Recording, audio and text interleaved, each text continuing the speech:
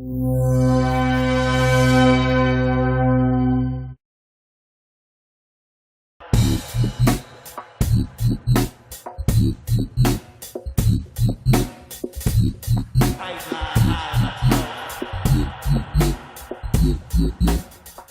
sort of initial impetus for Nerve, or the inspiration, was coming from a lot of electronic music culture and dance culture, and JoJo sort of becoming obsessed with those beats, sort of started the band out of throwing parties in New York. So it really started as kind of like an underground party band where he would make these events and have DJs and people coming down and jamming.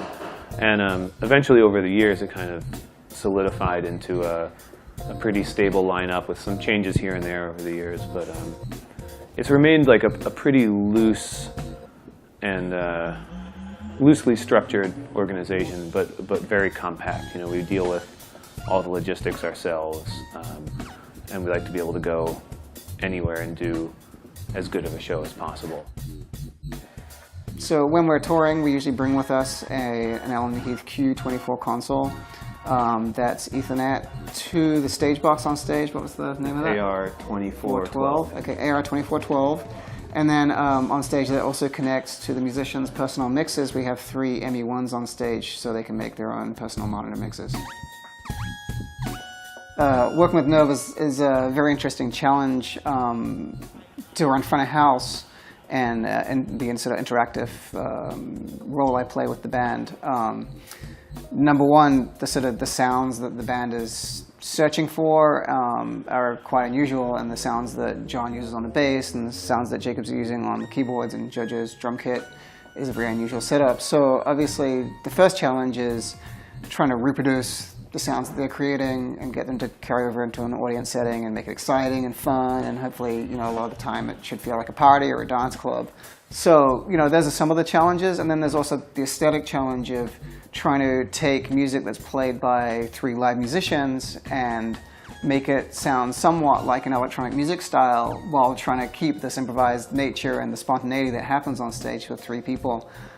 So part of my role is to really color up what they're doing and give the audience an experience that feels more like a record. And obviously I can't do that much live, I'm still dealing with an acoustic drum kit, but I can, do various dubs and change the sounds on the fly, and I feel like that's a really important part of the sound of the band, is to be able to give the audience an ever-changing experience sonically, which is very much an electronic music style rather than something like jazz, where it's a very static sonic experience. And the excitement is based on another form. So with that being said, John did a bunch of research. We started talking after a certain tour where we were dealing with a bunch of other consoles, and he started researching consoles and in-ear systems as well. Yeah, I think it really started from the in-ears and looking for okay, we just have to find a solution for this. We would have 4-hour sound checks, 5-hour sound checks, and a lot of the stuff we do, both what Aaron does at front of house with the real-time manipulating and sampling. I mean, he didn't get into that, but he can grab anything we're doing and he can loop it and chop it up and spit it back at us. And we also are sending audio, we're sending the kick drum to a sidechain input on Jacob's keyboard so he can have real-time sidechaining or gating off the kick. And then we're also sending audio up to the stage to a delay that the drummer, JoJo, can control. So, it's not that complicated if you know what you're doing, but when you walk into a theater in Chengdu, China, and you try and explain to the house guy who doesn't even really know how to run the system, okay, well, it's cool, we need 2 of the auxes have to terminate in male XLRs on stage, and then we have to have, and you just get these blank looks, and we're just oh my God, we have to be self-contained, because what we do is not that difficult, but it's unusual, so that kind of led us, that and the wanting to go to all in-ears led us to okay, well, if we could just bring our own system and we could be totally self-contained, then, we could have 20-minute sound checks. And then, we kind of were doing research and found the QU, and also saw that it, was a direct recording interface, and we were well, now we can record every show too, because that was always something we had wished we could do due to the sort of improvised nature and the importance of the live experience. It was sort of wow, now we can actually, capture what we do in an incredible quality every night. And I think it's kind of funny because originally the QU was going to be just a monitor desk for us. Yeah, originally we thought of just buying it as a monitor desk, and we were like, oh, well, let's try it out.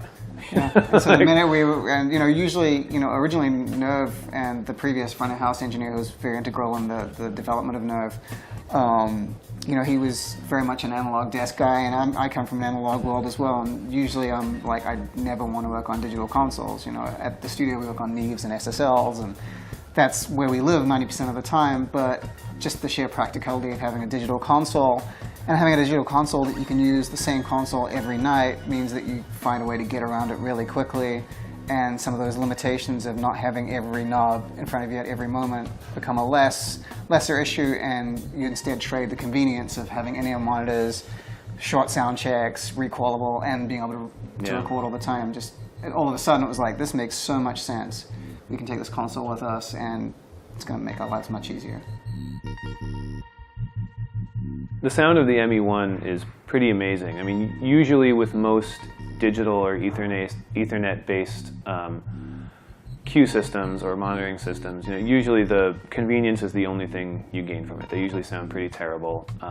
And we went out on a limb and a little bit of a risk when we bought these because we hadn't heard them, but all the specs on it and what you could do, it seemed kind of like a no-brainer. And I remember the first time I set it up in the studio, I was just listening, I was playing back some live tracks, just I switched the QU24 into, playback mode.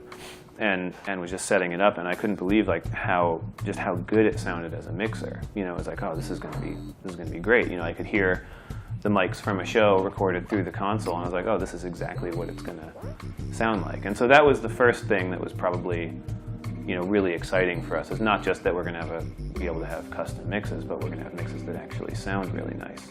And then after that, I think just the flexibility of having access to 40 channels of audio and being able to build exactly what you need is just, pretty astounding. I mean, to have a 40-channel digital console that's this big is, kind of unheard of. And I think that's being able to set each one up for what each player needs has been the great thing. Like, JoJo has all of the drums, the different parts of the drum kit split out on different knobs, and then he's got all the keyboards on one knob, and Jacob has vice versa. He's got all his keyboards and his effects fanned out on the bottom 8.